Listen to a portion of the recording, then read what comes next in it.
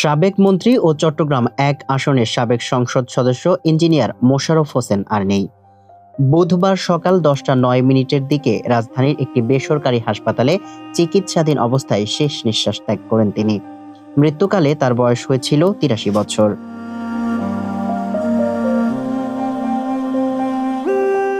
২৪শে জুলাই আন্দোলনে আওয়ামী লীগ সরকারের পতনের পর ওই বছরের ২৭ অক্টোবর রাজধানীর ভাটারা এলাকা থেকে তাকে গ্রেপ্তার করা হয়। পরে তাকে চট্টগ্রাম কেন্দ্রীয় কারাগারে নেওয়া হয়। পরের বছর ২০২৫ সালের ৫ আগস্ট রাতে গুরুতর অসুস্থ হয়ে পড়লে কারাগার হাসপাতাল থেকে তাকে বাংলাদেশ মেডিকেল বিশ্ববিদ্যালয় হাসপাতালে ভর্তি করা হয়। সেখান থেকে ২০২৫ সালের ১৪ আগস্ট জামিনে মুক্তি পান তিনি।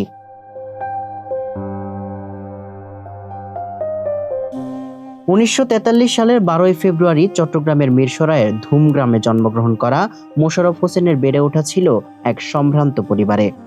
প্রখর মেধার অধিকারী এই রাজনীতিক বাংলাদেশ প্রকৌশল বিশ্ববিদ্যালয় তথা বুয়েট থেকে ১৯৬৬ সালে মাইনিং ইঞ্জিনিয়ারিংয়ে ডিগ্রি অর্জন করেন।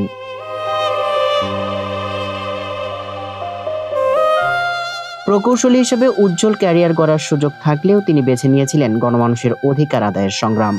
১৯৬৬ সালের ৬ দফা আন্দোলন এবং ১৯৭০ সালের ঐতিহাসিক নির্বাচনে প্রাদেশিক পরিষদের সদস্য হিসেবে বিজয় লাভ করে তিনি তার রাজনৈতিক দূরদর্শিতার প্রমাণ দেন।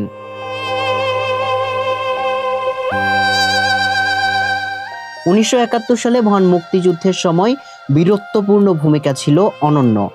চট্টগ্রাম অঞ্চলে প্রতিরোধ যুদ্ধের অন্যতম প্রধান সংগঠক হিসেবে তিনি ১ নম্বর সেক্টরের অধীনে সাব সেক্টর কমান্ডার হিসেবে সরাসরি সম্মুখ স্বরে নেতৃত্ব দেন। মুক্তিযুদ্ধে অসামান্য অবদানের স্বীকৃতি স্বরূপ ২০১৯ সালে তাকে দেশের সর্বোচ্চ বেসামরিক সম্মাননা স্বাধীনতা পদকে ভূষিত করা হয়।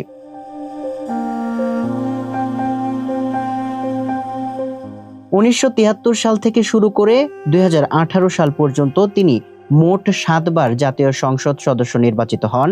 আওয়ামী লীগ সরকারের বিভিন্ন গুরুত্বপূর্ণ মন্ত্রণালয়ের দায়িত্ব পালন করেন।